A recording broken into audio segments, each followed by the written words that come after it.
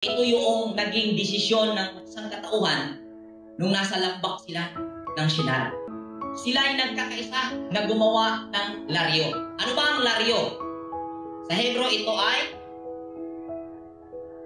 lebni, lebna. Okay? Sa English, bricks. Sa Bisaya, tisa. Bayomer ish el raish ko haba nilib na libanin binashfi erfa lesrefa batihi lahim halibna laibin. Laibin means bato. Ibin means bato. Bi hakamar haya lahim lakumer. At ito yung translation mula sa Hebro na tinagalog.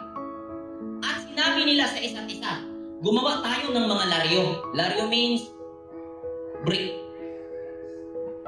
At sunugin natin sa apoy at gumawa sila ng laryo sa halip na bato at asfalto sa halip na putik.